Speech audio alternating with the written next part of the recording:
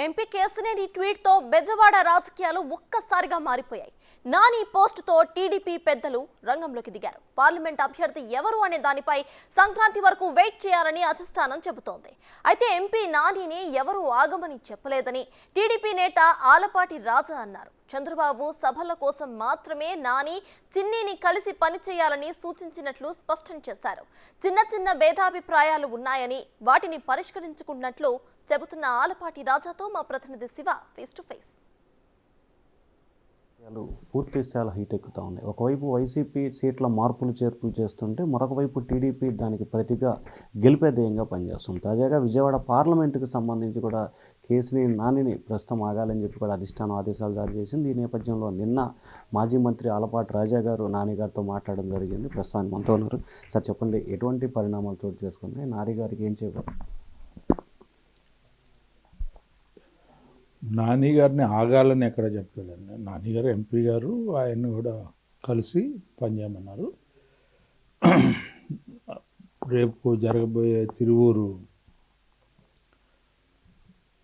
మహాసభ విజయవంతం చేయడానికి అందరూ కూడా కలిసి పనిచేయాలనేది.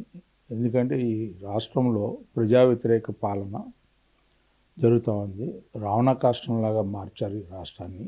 అగ్నిగుండంలాగా మారిపోతూ ఉంది. ప్రజలందరూ కూడా అన్ని వర్గాలు కూడా అసహనంగా అభద్రతతో జీవనం కొనసాగిస్తూ ఉన్నారు. ఈ సందర్భంలో పొత్తులతో కూడినటువంటి తెలుగుదేశం, జనసేన ముందుకు రావటం, కలిసి పోరాటం, ప్రజా వ్యతిరేక చర్యలన్నింటినీ కూడా ఖండించుకుంటూ వెళ్ళటం.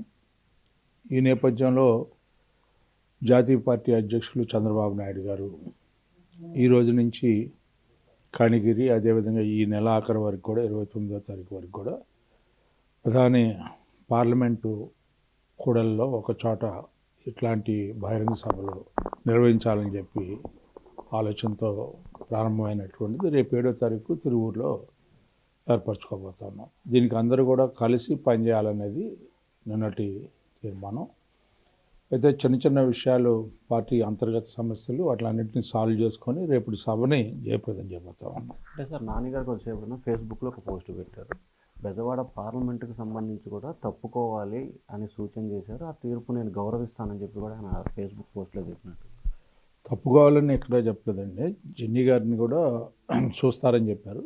దాని మీద కొంత ఆలోచన జరుగుతూ ఉంది. అది ఏంటి అనేది అధిష్టానం నిర్ణయిస్తుంది. సార్, అట్లాగే టీడీపీ, జనసేన వెళ్తుంది. బీజేపీ కూడా పొత్తులోకి వస్తే బెజవాడ ఎంపీ సుజనా చౌదరి పేరు కూడా తెర మీదకి వస్తూ ఉంది. ఏ రకంగా చూస్తారు? ఈ పొత్తులు కలిసిన తర్వాత సీట్లు ఎక్కడ ఏంటి అనే సర్దుబాటు అధిష్టానం చూస్తుంది. కాబట్టి అది నేను మాట్లాడటం అనేది మంచిది కాదు.